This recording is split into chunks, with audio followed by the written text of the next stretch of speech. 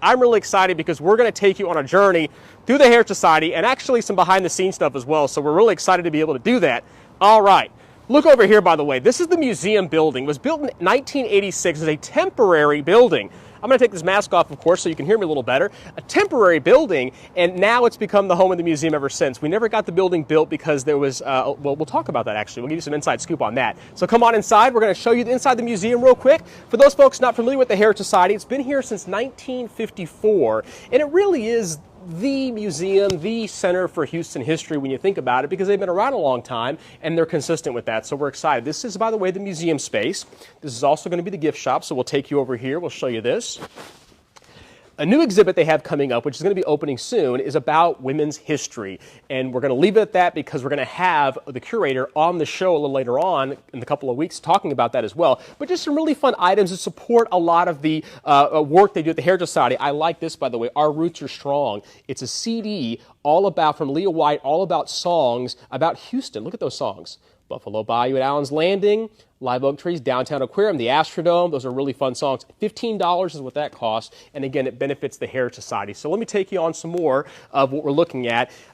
You might have heard about the Kellum Noble House. It's a house that we have it's the oldest house on its original site here in Houston, which goes back to 1847. Here's the exhibit, by the way. Help restore the Noble House. And again, 65-year efforts, what's been happening with the Heritage Society, celebrating our 66th year this year. You'll notice some furniture, by the way, that's not in the house because it's still being worked on the second level. But if you go there, you can actually see some of the exhibits. And the museum is not yet open, so we're going to talk about that as well. We're going to talk again with Alison Bell, the executive director, and learn all about the Heritage Society from the back room.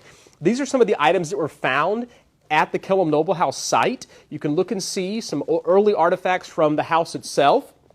You'll notice a lot of bricks, by the way, including this makeshift brick over here, because people don't realize that Nathaniel Kellum actually had a brickyard here on site at the Heritage Society back in the 1840s. These are some really neat items that you're also going to see here at the Heritage Society. This is inside the Kellum Noble House. This is what Miss Rye Noble would have had all throughout her house. So check out some of her items, her dress, fireplace as well. Just really cool Houston history artifacts that you're going to find here at the Heritage Society at Sam Houston Park. We are getting ready to get the show on the road. Let me just get all situated. But again, more items that you're seeing and you're looking around all over there. Okay, we're going to go live in just a second. Okay. Thanks for bearing with us, guys, by the way. It's our very first production of this live from the Heritage Society with Mr. McKinney, featuring a new guest every time. We're going to have somebody on the show in a couple of weeks. Actually, we have with us next week a gentleman that you probably all know and love. I know he's one of my favorites. He's a gentleman by the name of Michael Bloodworth. He's going to talk about Houston aviation history. So without further ado, let's get our very first guest on the show.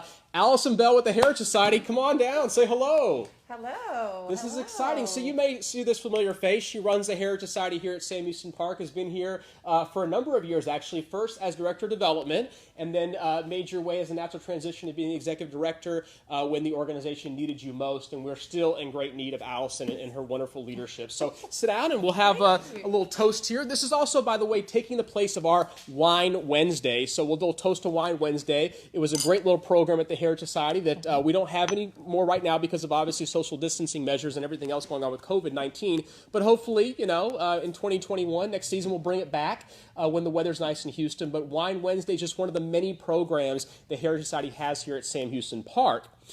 So, golly. Thank you for coming. This is going to be great. No, we have a whole list of really fun individuals that you're going to be able to ask questions, by the way. So if you're tuning right now, I'm going to turn a little screen on to Facebook Live. You're going to be able to see, by the way, that you can ask questions throughout our discussion. Okay. Well, Alison Bell, first off, introduce yourself to folks out there that might not know you. You are a native Houstonian. Yes, I'm a native Houstonian. Grew up in a little neighborhood called Highland Village, right off of Westheimer and Wesleyan. Went to public HISD schools.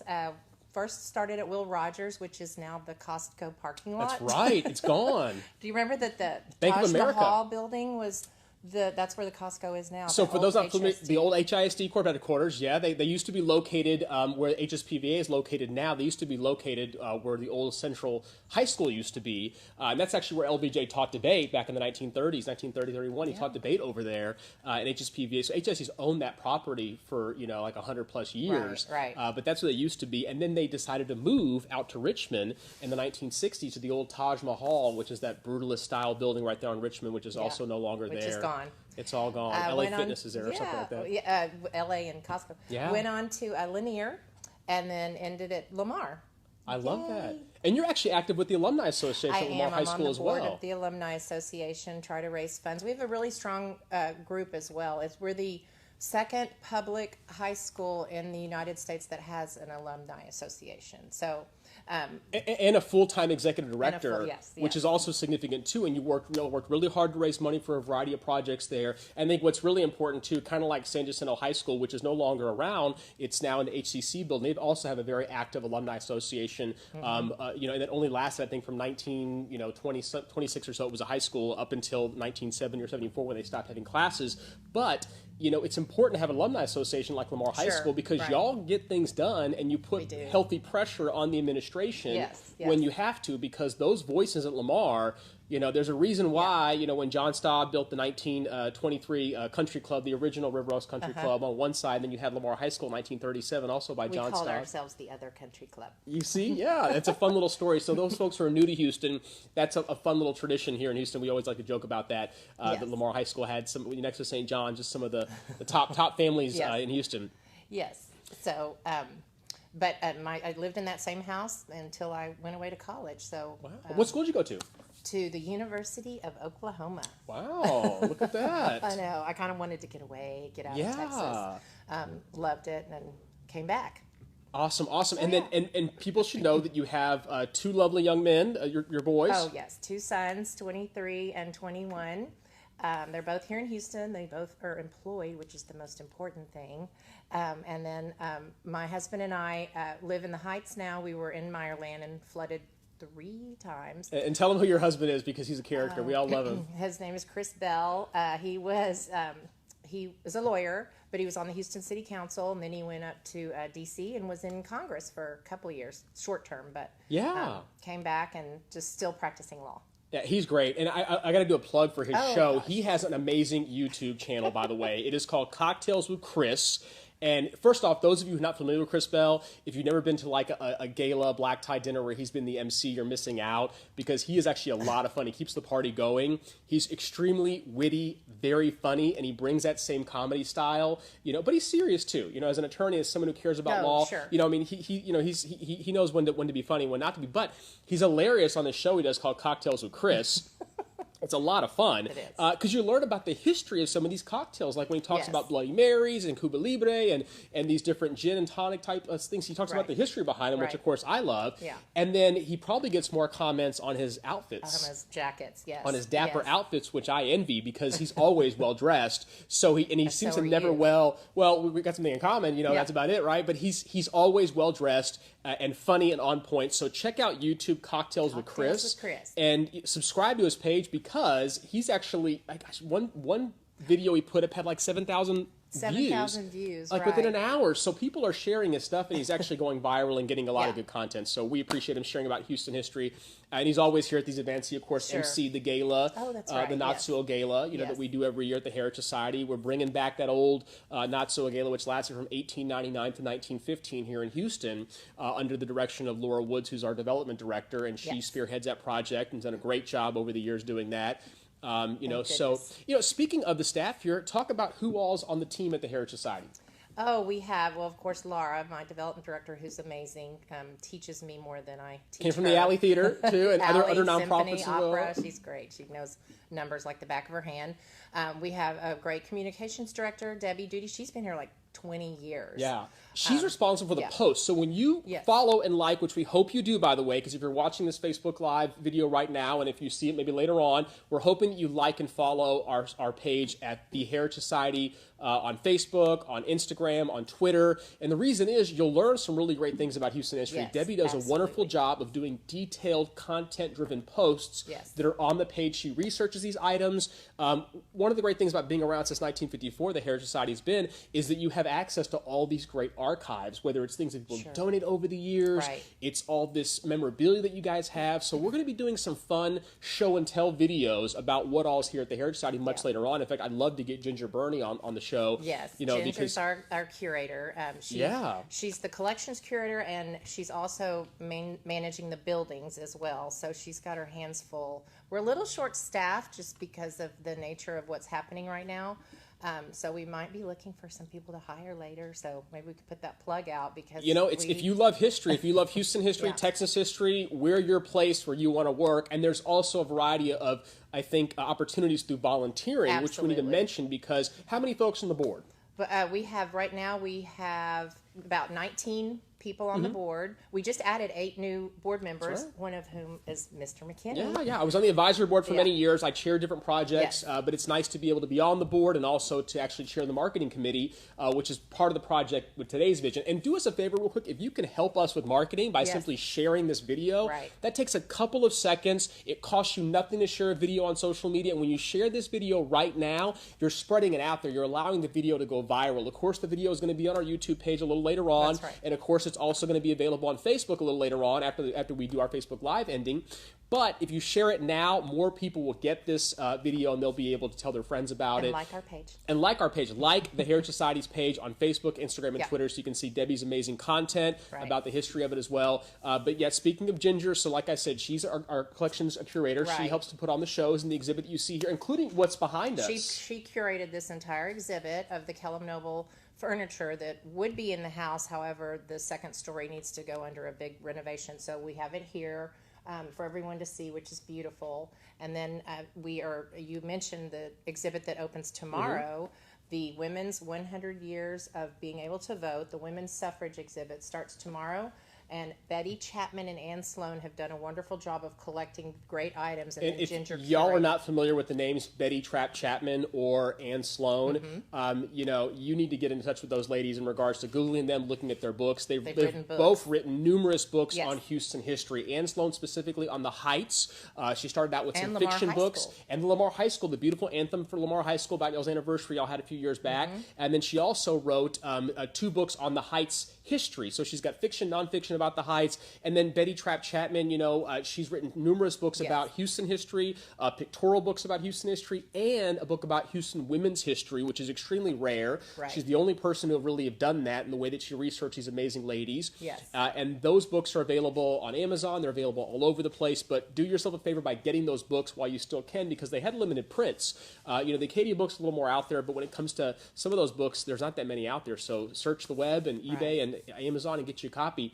But to have those ladies involved with I this know. project is another example of why people want to do projects with the Heritage Society. Right. We love to collaborate. All the time. All the time. Talk about some other collaborations that we've had over the years. I know we did the Super Bowl came in town. There was a really cool that exhibit was for before that. my time, but they did a big Super Bowl exhibit. More recently, we collaborated with Cassetta, which Yeah. is a local art organization here in Houston, and Ginger curated a beautiful exhibit of all local Houston artists from the 20th century here. Early 20th century. Which, Early 20th century, and then it was called, what was it called? The North and South? yeah, it was north. North of the border. And the Heritage Society was the north border, and the public library across the street at the Julia Idison building did south of the border art. So there's our collaboration. So you could walk across the street and see that exhibit and then our exhibit, and it was beautiful. And like people, we had lots of publicity and felt like it was very successful. Nice. By the way, we have Sherry Norcutt that timed in, says she loves the Kell Noble House. Thank you so much, Sherry. Oh. We're chiming in with Facebook Live, so if you've got questions for Alison Bell, Laura Woods chimed in, our wonderful director of development. She's so awesome. So we've got a couple of folks watching now, but we want to increase those likes and those views, so that matters to us, of course, and we can always share the videos later on. But yeah, that's just an example of the collaborations that are done here at the Heritage Society. So beyond what we're probably most famous for, which is these historical homes, so talk a little bit about the collection of houses that we have here at the Heritage Society. Sure. We have 10 historic houses, of course, one being the reason we started, the Kellum Noble House, built in 1847, but as he mentioned, by Mr. Noble, and by Mr. Kellum, I'm sorry, and then Mrs. Noble. And that has never been moved. It's in its original location. And the Heritage Society began in 1954 because the city was going to tear that building down, and they intervened and saved it. And after that, other homes were being moved here because people wanted to save their homes. So the next home was the Nichols Rice Cherry House, Rice as in William Marsh Rice, who started Rice University. And then another house that we love that came in the early 60s is the Pilat House. It's from a French family. Sadly, it flooded in several of our hurricanes. So right now, there's no furniture in there, but it's still a beautiful house. We still take people on tours. We have a little cute San Felipe cottage that was built by German immigrants. And then we have the Stadi House, which came from the Westmoreland Historic District over near Montrose, was moved, and it's a great story. I think it was moved from the 70s. They cut it in half just to get it over here. So we have pictures of it coming down the freeway. Yeah, on the freeway. They had to go a long route to get here, Yes. and it was pretty amazing and remarkable. And you can cut a house two ways, obviously. You can cut the top of it off, which we've done before. You can cut it straight down the middle, and they did down the middle. So, and it was funny because Tosh, I think Point O, the comedian who's like huge, did a meme. He did? That Debbie shared. Yeah, he did a meme with the Heritage Society, and because you have this house, right, that was going on the freeway, and it had a tarp on one side, and it was something about COVID. People in Texas take it seriously. This is when it first hit. I did not so see Tosh that. Point O is like a really big deal. My students say, so it's just kind of neat. But those are, and of course we have the St. John's Church, which you might have mentioned. My favorite is the St. John Church, built by German and Swiss immigrants, and I do facility rentals for that church. So I love working with brides that get married in that church. It holds 65 people, beautiful acoustics because it has curved ceilings. Those are my favorite events because it's a happy event. Always. I've already had to postpone several, of course, that were supposed to be this summer, but we've rescheduled for September, October, November. And then, of course, the wonderful Jack Yates House, who most of you, I hope, are familiar with Jack Yates, who started the Antioch Baptist Church, which is downtown near here. And the wonderful thing about that house is that, and his family donated it, we still have relatives of his, great-great-granddaughters on our board as volunteers. They're very involved because they want to protect and watch over their ancestors' house. So we love to program around that house. And then we have a small cottage called the Fourth Ward Cottage, which was just over here across the street in Freedmanstown. And it's more just a sample of what these houses looked like. It doesn't have furniture, but we want everyone to concentrate on the walls and how many different times the walls were painted over or wallpapered. And the people who lived there, mostly it was a rent house, so you have local maids and different types of, you can tell just the wonderful community that was in the Fourth Ward, and we wanted to represent that neighborhood as well. So we have different cultures, different size houses, all from Houston, all about Houston's history, and then inside, when you get a tour with a docent, you can learn a lot more with actually some artifacts.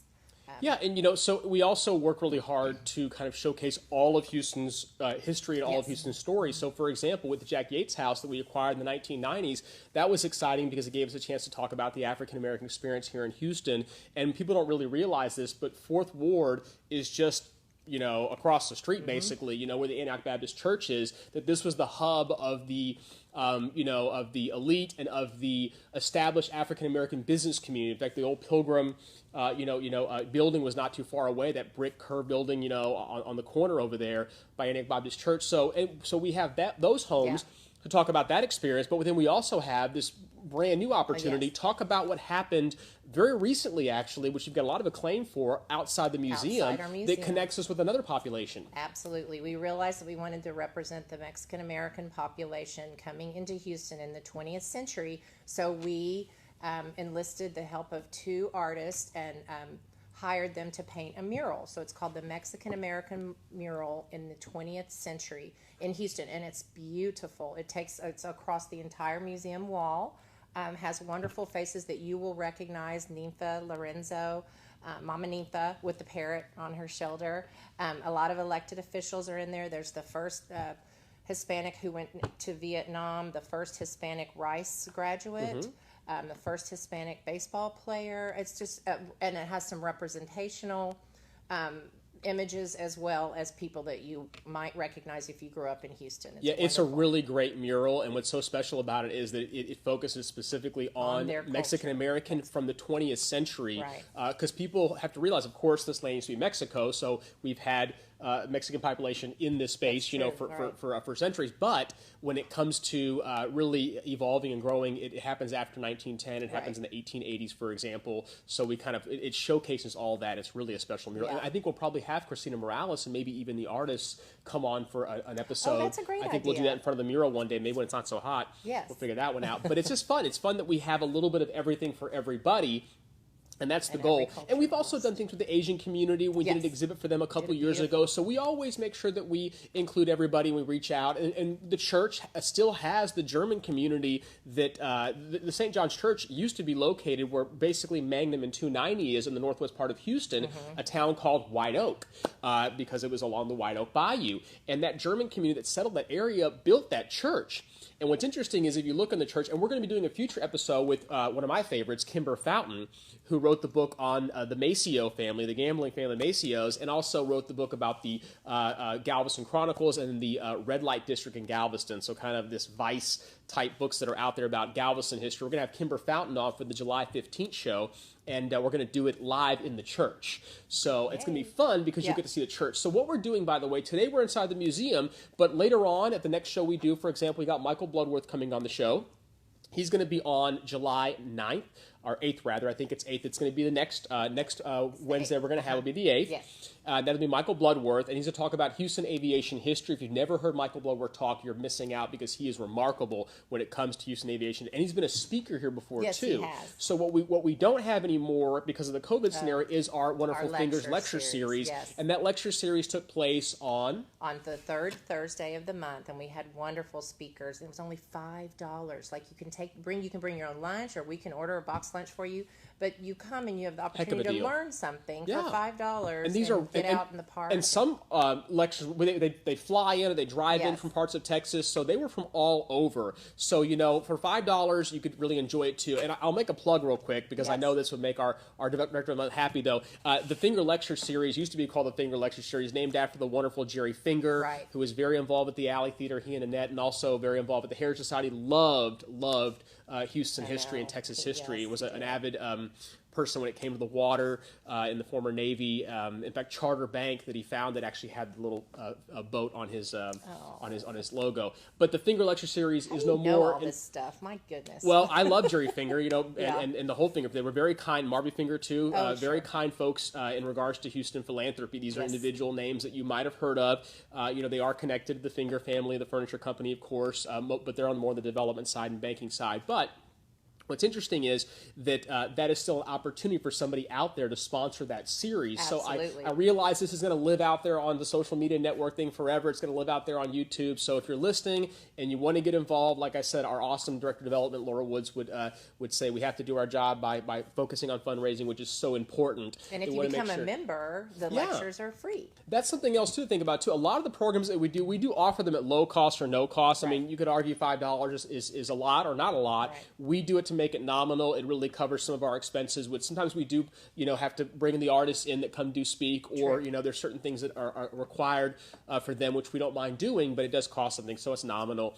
And the lunches are really cool because to provide a box lunch there for you when you're on your busy 1 hour lunch break, and you get in and out in 1 hour. Yes, that's the great thing. So that will come back once things get better with COVID. So we're very committed to bringing that back, but just know that we're going to be doing things live from here on out. So Michael Bloodworth's going to be over at the Nichols Rice Cherry House next Wednesday at 7 o'clock. So like I said, tune in every Wednesday at 7 o'clock. Well, keep taking us on this journey through Houston's history. I mean, here we are at the Heritage Society. How did it start back in 1954? What was the reason why it got started? Well, as I mentioned, the city of Houston was going to tear down the Kellum Noble House, and a group of local community-spirited people came together and saved it. Some of those names you may recognize are Harvin Moore, Sr. He was a local architect. I'm a Hog, who everybody I would hope knows about Bayou Bend, her beautiful house. Faith Bybee is a wonderful woman who her nephew is on our board at this moment, so she's still got a hand in our, caring about what happens to the Heritage Society. And a woman named Marie Phelps, and Birdsall Briscoe, another famous architect. They all got together and marched across to City Hall. I wonder who was the mayor at that time. You probably 54. It would have been Oscar Holcomb. It would have been Oscar Holcomb because he was in between Roy Hoffines. 54 would have been Roy Hoffines, Maybe. I believe. Roy Hoffines was 50. Yeah. It would have been around that time period, and it could have been around that election time too. But sure, but it was Hoffines, Holcomb, then Cottrell, and then they were successful, Welch. And that's where the Heritage Society. It was just the one house, beautifully decorated all the time. Now, why was that house so important? Like why did it matter to save the Kellum Noble House? Well, because for one, it was on its original site. It had so much history, as you mentioned. Mr. Noble had the brick making business. Is that right, or Mr. Kellum? Yeah, and then Mr. Kellum. Nathaniel Kellum had the brick. And then Miss Noble started the school. So it was the Houston's first school. You can see the ads when you come and take a tour of the building. Yeah. We want you to see it was one of their first schools, which is critical. You can see the ad that she put in the paper to teach children the different classes. And then it was the first zoo. Can you believe that? It was before George Herman donated the land for the zoo. Yeah, you're going to be seeing. So the zoo was founded officially in 1922. So you're going to see some centennial advertisement coming out. I serve on the board of Mill Outdoor Theater, so they're one of our partners. Yes. So you'll see some of that coming out. But what people don't realize is, I think Ginger Burney's lecture talked about as early as 1905 or 1907. I forget what year. Maybe it's 1905. That animals were just dropped off. Animals were dropped off, and they were random animals. Oh, they weren't your basic zoo. From a buffalo to a peacock to a bear, just all these traveling circus would leave animals here too. A monkey. Everybody remembers this monkey. We have photographs of the monkey that. Yeah. And there was a zoo curator that took care of them all. And after a while, I think it got a little out of hand because I think one of the animals escaped and went across the street to what was City Park, which is now Sam Houston Park. Maybe got into a little trouble. So they shut down the zoo. And the next thing that it became was the first city parks department. Mm-hmm. So it was the first house for it because we were the first park. Around 1910. Park. Yeah. And so you can even see we have old photographs of the I believe it's in here where it says Park. I love it because it just says Park Department because there was only one park. Yeah. So, and this is, by the way, Ginger Burney did a great lecture 2 years ago when we had the centennial anniversary of Sam Houston Park, which would have been 2019. Mm-hmm. And she talked about the history behind the park itself and why it mattered. Actually, I think it was 120th anniversary. It was, 120th. 120th anniversary, yeah. And she did a great lecture on the history of the land that we're on now. So not only is the structures that we have here important, but the land that we're on is even more important because of just the milestones over the years of what it used to be. And we talked about Nathaniel Kellum for a second. He had a brickyard here where he made bricks off of Buffalo Bayou. Yes. So those bricks are rumored to not only have built the Kellum Noble House with those bricks, which makes sense. You got a brickyard, do your bricks for your own house. Also, the houses, a lot of the buildings in downtown Houston, the early brick structures, in the 1840s, 1850s, 1860s, were rumored to be made out of the bricks from this area. Yes. So that's just so great. And then what Ginger also talked about, and we maybe should just save it for a Halloween episode, is that people don't realize. Tell people what also used to be on here. Might scare people a little bit. some cemeteries across Two the street. cemeteries. Two. One was run by the Episcopal Church. Uh-huh. Do you remember what the other one was? It was a Masonic. Masonic, yes. Masonic cemetery here, which is a smaller one. The Episcopal Yes, cemetery yes. was a larger one. And get this, they renovated the park in 2009, and they sort of dug up a few little coffins. So we know that they're still over there. They supposedly moved them all, but they actually missed a few. So there are still some coffins across the street under one of the fountains. It's a big secret. We'll have to take you on a tour. And for any of those grave hunters out there, they did. But Texas State Historical Association came in and they put these plates, these metal plates down after they left them there. Of course, and they know it's there, and we protect it at all Yeah, times. so there are still some spirits here, so who knows? But we don't have problems here when it comes to that. But that's just fun. A little fun fact that if you look at some old early maps, including a map we're going to show you a little later on, because we have some exhibits, by the way. We have some show and tell items too. So we're trying to make this as fun as possible, so that you can really enjoy yourself. And hopefully more people I see more people are tuning in, which is wonderful. I also want to give a shout out to Beatrice Chapa, who is a wonderful children's book author. Oh, sure. Yes, and her mom loves Houston history. She also loves Houston history as well. But she wrote a children's book which takes place in Houston called Fruition. So you can look up Beatrice Chapa and Fruition and check out that book. We probably got to keep. I was going to say, should we sell it in our gift shop? It's about Houston, and it's about great inspiration. Yes. As a caterpillar, kind of coming out and coming of age. So it's a really great book, and I think you should check it out. We also have a children's book written by Andrea White, who was the mayor of Bill White a couple of terms ago. Yeah. And she wrote a book about the Baker Playhouse, which is one of our newest. Another one of our structures here. We usually don't talk about it because it's a tiny little. You can't go on a big tour. It's a tiny little playhouse. However, and it arrived here in 2010, but it was moved 7 times before it arrived here. So with the Baker family. Wrote a beautiful, only the Baker family, Captain James Baker. And Andrea wrote a precious little children's book about all its little different homes and how it's finally in its resting place. So. And the Baker family might sound familiar because you have Judge Baker, who was one of the founders, along with William Fairfax Gray, of Baker Gray Bots.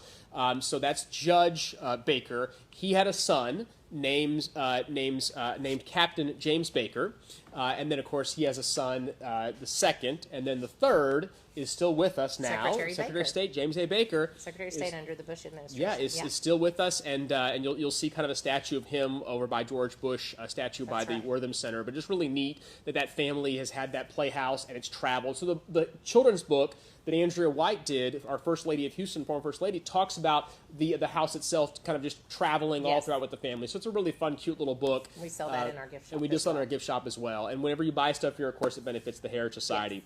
Yes. Now, we didn't talk about membership real quick, and I want to make sure as people are listening to this, because what we really hope is that everybody out there will consider being a member of the Heritage Society. You can always go to the website, which is heritagesociety.org, O-R-G. Super simple. And then what do basic memberships start at? Sure. So we have a senior membership for $50. We have a young collectors membership for $35. Nice. And we need to build that group of young people, because that's going to be the next generation that cares about history. That's one thing that all nonprofit historical organizations and museums and groups like us struggle with, is how do we get young people, new people involved. Right. And a lot of it's going to be the word of mouth and just finding out those folks who are passionate about it. And then it's also up to us to make the events fun, engaging, and exciting and educational, which we have some ideas of doing once things. I think we were really on a roll with some ideas that we had, and a lot of that will come out once we get through with this COVID scenario.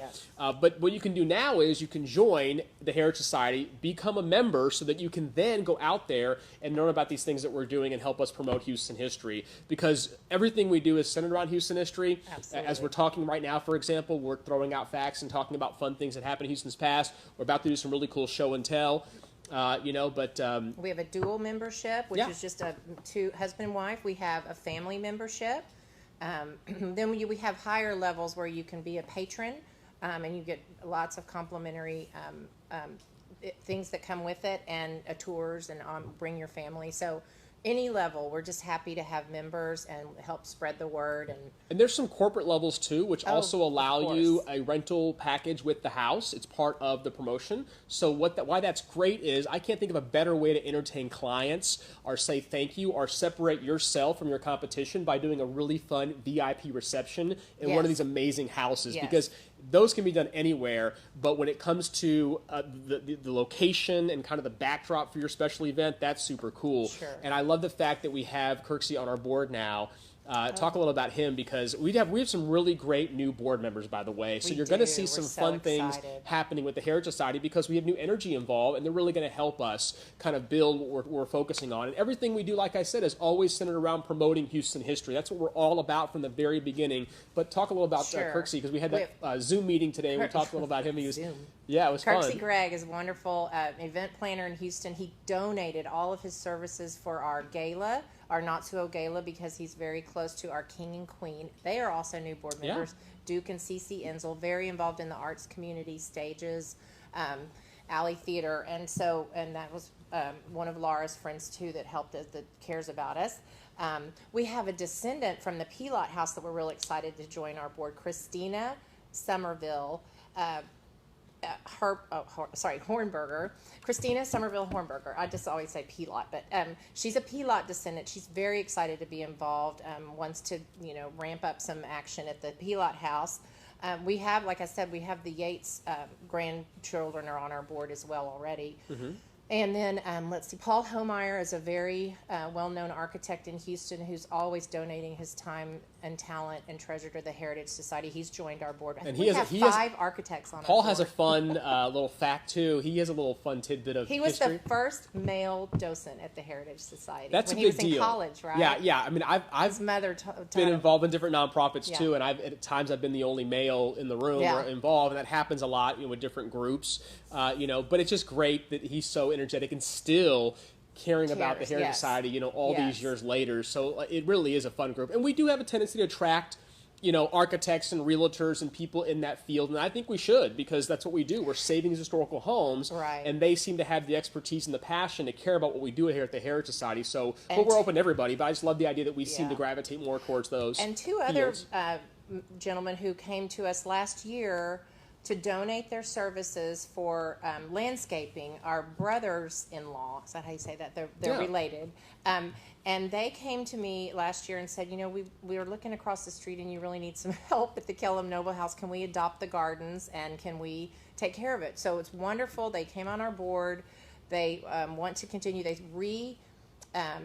We brought back the grounds. It's called Gardens and Grounds Committee, but so they are going to be doing the landscaping now for us and donated, of course. So we're real excited about those two guys, Heath Beeman and Nolan Butterfrass. They came by today, watering the garden. They're always around it, and I always come here, and he just gets down and dirty with the mulch and helps out. And I love the idea of him, I've always told whenever you're involved in a nonprofit, you should give one or all three. It's either time, talent, or treasury. Right. And and it's important to show value. I think with him, he has the expertise in the landscaping, and it's so wonderful that he can do that. And then he donates it. And then he donates it too. Really so that's very. What's his name of his company again? Texas Mulch Masters. Texas Mulch Masters. Texas Landscape. They're both together. You can find. But you can Google that, look it up, and like I said, it's so wonderful to support maybe a board member or somebody who's donating all their time and services to help us make this place better for everybody else. Really, for the beauty, the enjoyment of everybody else involved. Yeah. And we had a little message, by the way, from Jill Brooks, who said, "You go, Paul." So she's a little shout out to Paul. She's also Jill Brooks is also on the board. Now, she's not new. She's been around for a while, which is awesome. Great. But she's in charge of our programs. Yes. So she's going to be bringing us some wonderful new ideas because obviously we are all about video now. So we're going to think of a lot of things, ways to bring us to you all out there until we can be back to be with each other again. Yeah, that's super important. A lot of nonprofits are looking at that, and we're trying to stay afloat as well by doing that, by engaging our audience. So like I said, like and share, that means the world to us, and we know exactly when you do that because we see all the algorithms, so it makes a big difference. Yes, exactly. Now, talk about some of the challenges with being an executive director for a nonprofit, and specifically with the Heritage Society, because there's a reason why we've lasted since 1954 for 66 years, and I think it's the generosity and the support of individuals out there. But overall, what is it like running this particular nonprofit? Because I'll be honest, she looks wonderful now, and you always look wonderful. But I've seen you.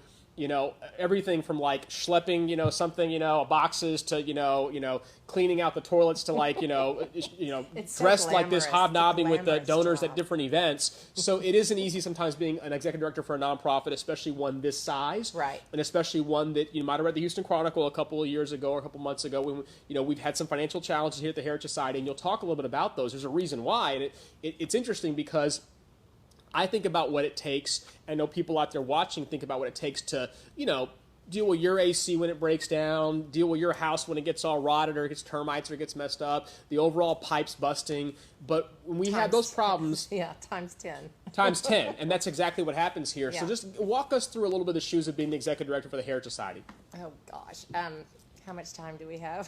Well, we'll give it a couple teasing. minutes, though, but I'm yeah. Teasing.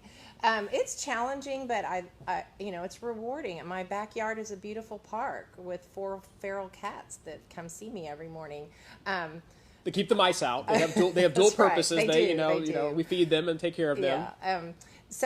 But I like to have my hands. I like to know what every aspect of it. So I'm not afraid to run across the street in the hot sun to go unlock a door. I mean, you have to just be on, and you get that. You get calls from the police sometimes, the alarm trip, because the homeless in the downtown area will find their way in one of our buildings and think it's okay to be in that space and it's not. So that happens. You get those calls. Yeah, we did that. We, a lot of people stop by and I want to see the rentals, so I do the facility rentals. So I kind of run around and show the church.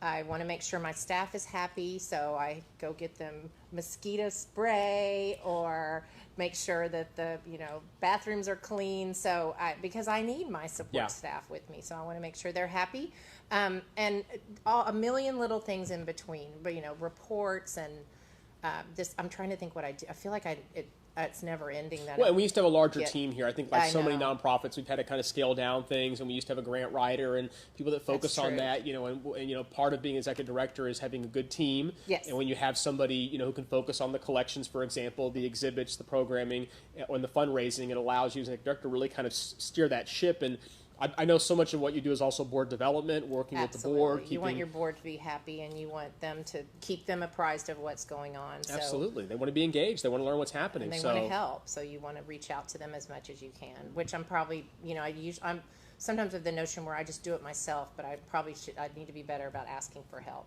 Okay, well, here's a toast. Yay! We normally, like I said, it's normally our Wine Wednesday, so this is a toast to Alison Bell, our featured guest on the show today.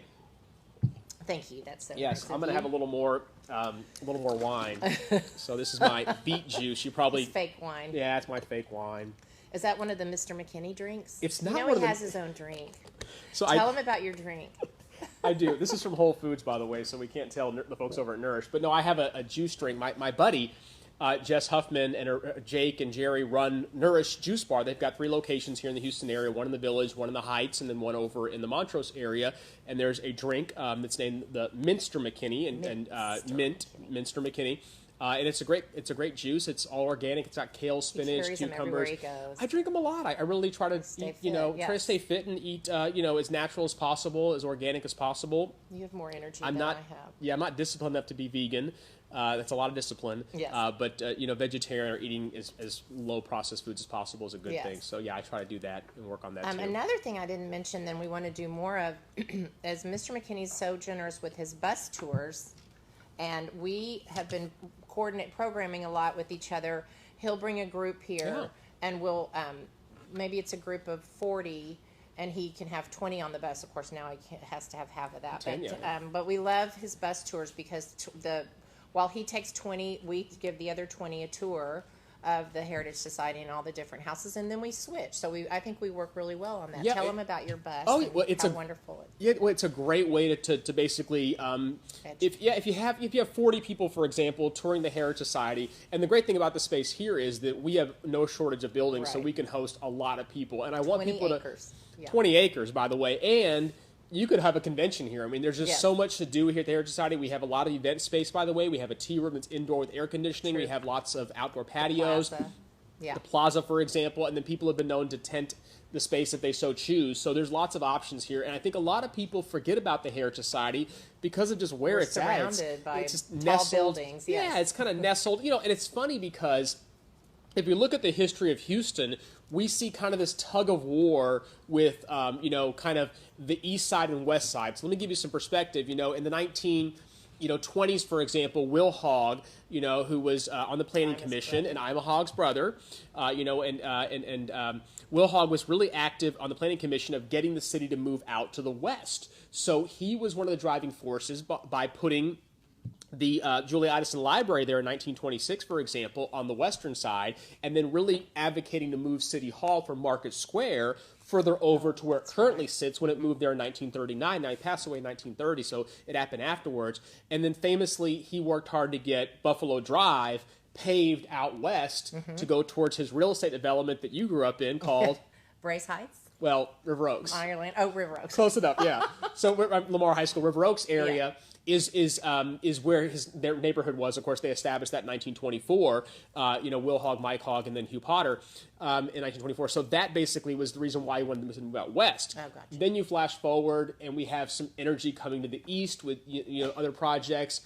Houston Center, for example, things like that. George R. Brown. George R. Brown's 1987, for example, out to the west. But in the 60s, we had then the tug of war moving back out. That was at the east, moving back to the west with the Albert Thomas Convention Center, 1967, the 1969 Jones Hall Plaza, the 1966 Jones Hall, and the 1968 Alley Theater. So you can kind of see the city now moving back to the west.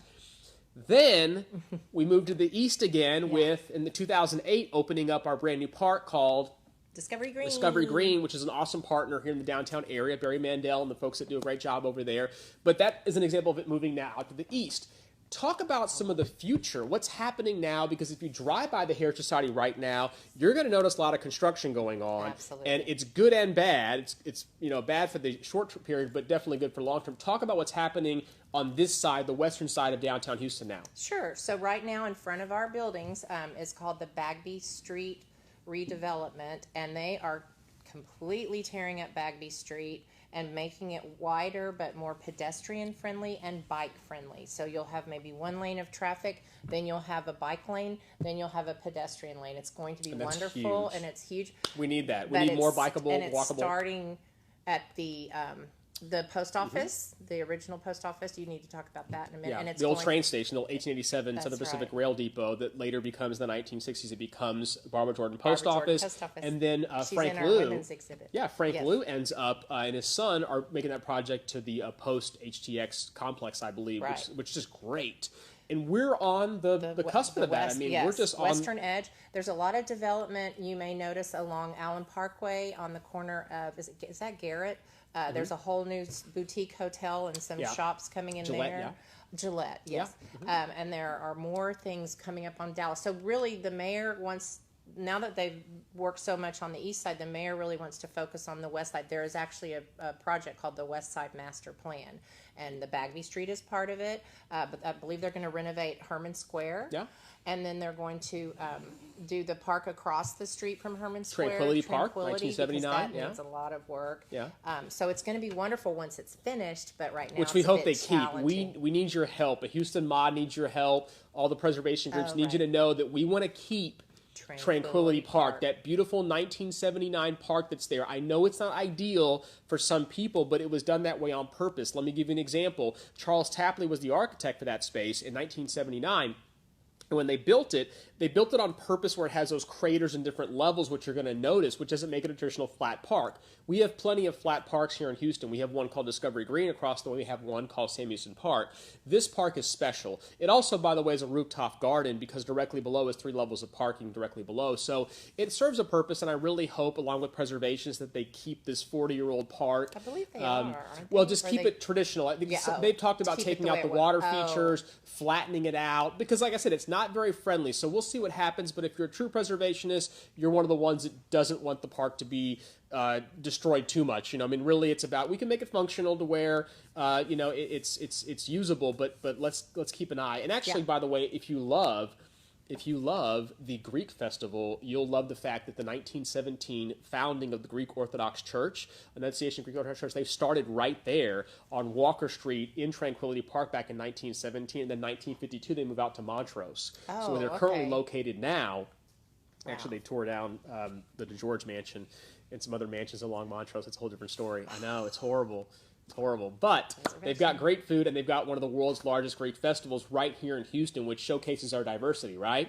So that's exciting. So if you like the Greek festival, just know they started out in downtown Houston on Tranquility Park's property back in 1917. And I heard that the library was going to perhaps build a door on the Bagby Street side so that you can access the library for better visibility, which would be great. The new one, the Jesse H. Jones Library, not the 1975 one. Not Right. So they're not putting a hole in the original 1926 Edison Library, but that one probably does need it. The plaza's had some issues over time. Just being either overutilized or are interesting. So they're working on those efforts. And I do applaud them for that. And then the new hotel that was the Yeah. DoubleTree has repurposed and is now a smaller boutique hotel called the C. Baldwin. And do you all know who C. Baldwin was? Well, the Heritage Society will tell you all about C. Baldwin. Tell them. Charlotte Baldwin Allen, who was married to the Allen brothers, came here to start the City of Houston, August floated 30th. up Buffalo Bayou Yeah. and landed in Allen's Landing, and Charlotte was the wife. The brothers hauled, and Charlotte stayed, and was right. one major benefactor to Houston. And its She is the mother of Houston, and for good reason, and she's detailed in Betty Trapp Chapman's book, Houston Women, and then she's also a part of numerous exhibits that happen here at the Heritage Society, because they really try to tell everybody's story, and that goes back to that whole idea of diversity. It's not just about the different ethnic groups, it's also about diversity amongst women, Right. amongst LGBTQ, so all these different types of exhibits that we've had here Yes. focus on everybody's story, and we're really big on that. Yes. And we like ideas. If you have ideas of history that you think we should cover for not just one of these videos, but also for an exhibit here, we love collaborations, and we're always about that. Exactly. Yeah. So, Ginger likes collaboration. So a lot of exciting things happening with the Heritage Society on the western side of Houston, which we're all really, fortunate to be a part of. We had some super secret conversations on Zoom we probably can't talk too much about, but there's some really great ideas about what to do with this property because of its location and kind of its, its proximity to some really exciting Sure. things. Right. So that's kind of neat, And the C. Baldwin, the interior was done by Lauren Rote and her team, which is over in the Esperson building. She does an amazing That's job. right. And she did the interior for that. And then it used to be the old La Meridian Hotel back in 1972, which is really awesome because people don't really realize this, and I found this fascinating when I learned it a long time ago, that basically American Airlines had a whole series of hotels, the Americana Hotel, which is now called the Whitehall Hotel, which used to then be called the Crown Plaza, which then is now called the Whitehall again. I had a friend, Corinne Vella and Lee Vella got married at the Whitehall. I know Lee Vella. Yeah, Lee Vella and his Yeah, wife, they got awesome. married. They had their They anniversary, did? actually. They got married at the Whitehall. Oh my gosh. And she tells me this great story of how she kind of missed it when it changed the name to the Crown Yeah. Plaza, whatever. I It'll remember always be the that. Whitehall to her, right? And then it goes back to the Whitehall. So I love how they did that. That's really neat when Houston kind of reclaimed some of that history. Yes. But Air France had the little Meridian brand. So that was kind of cool that Air France had the Meridian brand too. So I just love the idea of these airlines having hotels or getting in the hotel industry in the 1970s, late 60s and 70s, because they felt like that was a perfect fit, and it kind of was, but it didn't last. So there we go. A little bit of that history there too. So what else about the Heritage Society should people know? We've got about 15 more minutes or so, and it's great to talk about that, and we will do a couple of items that we're going to show people. Oh my gosh, Bill Stubbs, what has he said? Alison and Mr. McKinney, you're doing a great job. You both are wonderful representatives of Houston. Oh, that's the wonderful Bill Stubbs, by the way. If you don't know William Stubbs and his interior design company, Emmy nominated, amazing, personality host and really interior designer. That's what he's known for. He made the top 100 designers in the nation. Oh my gosh, that was in American Digest. He came to our event a few weeks ago. He did. He's our honorary chair for our SIP series, which is another one of our projects. Let's segue because the SIP series is extremely popular, and we're going to bring it back when things get better after COVID. So real quick, talk about the SIP series. SIP series stands for See Interesting Places, and we go out into the city and find wonderful historic buildings or homes. And if the homeowner will allow us, we love to bring people to their home, show off their home, talk about the history of their home, and we have wine and cheese, and it's a fun evening event that we try to do 3 times in the spring and 3 times in the fall. It's members get a discount, and it's otherwise it's there's a small fee to come to the home. I want to say it's $65, $55. And it's limited. It's always been limited, Yes, so people have to realize. We don't publish the address unless you buy a ticket, because we certainly don't want to. Correct. And it's a fun, secure evening in the house, hosted with these really special homes that you otherwise wouldn't be able to go into. And what's so great about that is that you can also buy a package deal. We offer package opportunities. We offer sponsorship opportunities as well.